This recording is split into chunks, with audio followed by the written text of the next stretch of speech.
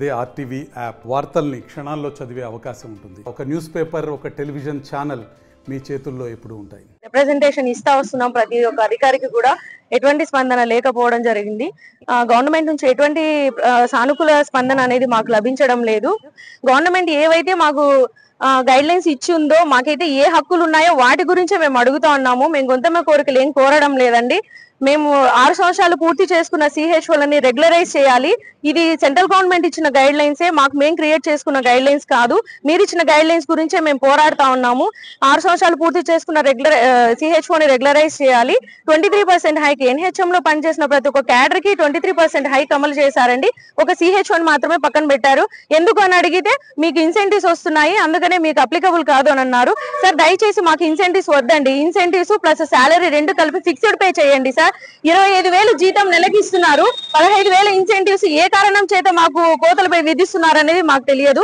ఏ ఒక్క CHO కూడా 15,000 incentives నెలకు మేము తీసుకోవడం లేదు. ఇచ్చే 11,500 లేదంటే 7,500 కోత పెడుతున్నారు. అది కూడా ఎప్పుడో 5-6 నెలలకు ఒకసారి, 9 నెలలకు ఒకసారి రిలీజ్ చేస్తారు. వాటికి ఏ కారణంతో వాటిని మాకు తగ్గించారనేది అయితే మాకు తెలియదు.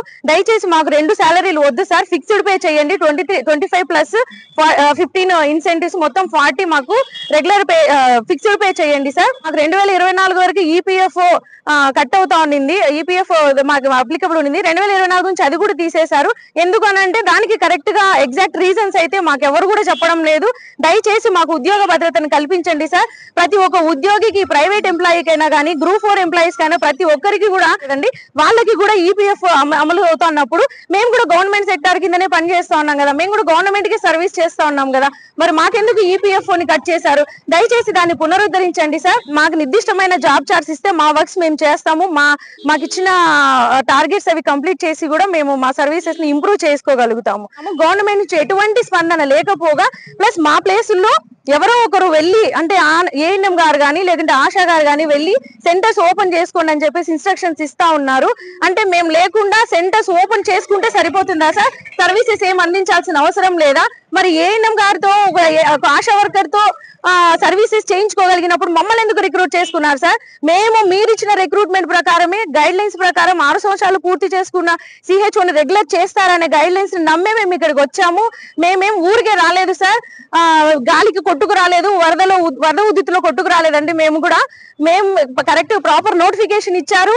దాంట్లో మేము నోటిఫికేషన్ కి అప్లై చేసుకుని దానికి ఎగ్జామ్ కండక్ట్ చేశారు.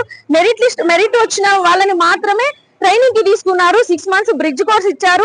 దాని తర్వాత దాంట్లో ఆ బ్రిడ్జ్ కోర్స్ లో కూడా మళ్ళీ ఒక టెస్ట్ కండక్ట్ చేసి దాంట్లో క్వాలిఫై అయిన వాళ్ళని మాత్రమే పోస్టింగ్ ఇచ్చారు. క్వాలిఫై అవ్వకపోతే మళ్ళీ 6 months తర్వాత ఎగ్జామ్ పెట్టి తర్వాత క్వాలిఫై అయిన వాళ్ళని తీసుకున్నారు సార్. ఇంత ప్రాసెస్ గా మమ్మల్ని ఇంత ఇదిగా రిక్రూట్ చేసుకున్నారు. మరి ఈ రోజు మేము డిమాండ్స్ అడుగుతుంటే మాత్రం మమ్మల్ని అసలు పట్టించుకోవట్లేదు సార్. మేము అంత అన్యాయం ఏం చేసామండి? మేము లేకపోతే మా సెంటర్స్ ఎలాగోలా ఓపెన్ చేసేస్తే సరిపోతుందా? మేము సర్వీసెస్ అందించాల్సిన అవసరం లేదా సార్? మా ప్లేస్లలో, మా ఓన్ ప్లేస్లలో, మా నేటివ్ ప్లేస్లలో, అంటే ప్రజలు రూరల్ ప్లేస్ లో నుంచి హయ్యర్ ప్లేస్ కి వెళ్ళేసరికి చాలా ఇబ్బందులు పడుతున్నారు. అలాంటప్పుడు ముఖ్యంగా BP, షుగర్ పేషెంట్లకు మేము ఎంతగానో సర్వీస్ ఇస్తున్నాము. ఇది మీరు ఒకసారి ప్రజల దగ్గరికి కూడా మీరు వెళ్ళి గమనించాల్సిందిగా మేము అడుగుతా ఉన్నాము.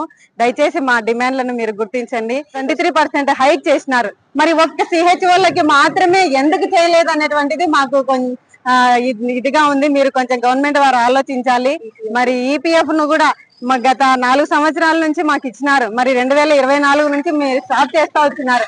అది కొంచెము అంటే ముందు నుంచి ఇచ్చి ఎందుకు మధ్యలో స్టాప్ చేసినారు అనేది మాకు అర్థం అవడం లేదు. ఎందుకు మమ్మల్ని ఏం చేయాలనుకుంటున్నారు అనేది కూడా మాకు అర్థం అవ్వడం లేదు.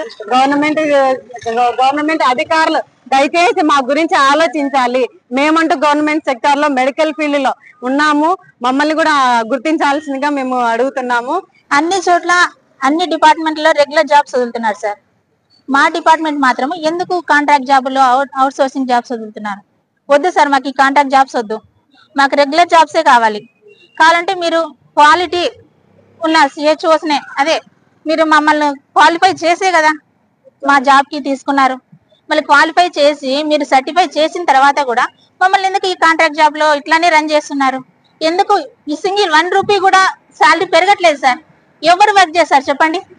ఎక్కడ కనీసం ఈవెన్ ప్రైవేట్ సెక్టర్ లో కూడా వర్క్ చేయరు ఎవరు. ఎందుకంటే ఇక్కడి వరకు రోడ్డు మీదకి వచ్చినారంటే ఎందుకు వచ్చినారు సార్? ఎంత బాధ ఉంటే వస్తారు వాళ్ళు? పని పాట లేక అయితే రాము కదా సార్. ఇప్పుడు మాకు ఎంత బాధ ఉండింది, ఎంత అనుభవిస్తే మాత్రం మేము ఇంత రోడ్డుపైకి ఎక్కుతాం. ఇంతవరకు ఎప్పుడు ఇంత ధర్నాలు చేయలేదు సార్. మేము జీవో ఉంది కాబట్టి నేను 6 years అయిపోయింది, కంప్లీట్ అయిపోయింది, రెగ్యులర్ చేయండి అని అడుగుతున్నాం సార్. అందుకే అందరికి సిహెచ్ వాళ్ళకి కడుపు మండి రోడ్డు మీదకి వచ్చాము. ఇది మొత్తం స్టేట్ మొత్తం జరుగుతా ఉంది. ఆల్రెడీ మేము ఏప్రిల్ 7వ తేదీ నుంచి మేము ధర్నాలు చేస్తా ఉన్నాము. శాంతియుతంగానే చేస్తా ఉన్నాం. గవర్నమెంట్ కి ఎక్కడే కానీ మేము ఆపోజిట్ ఇప్పుడు కూడా లేము. మా 6 years అవుతా ఉంది.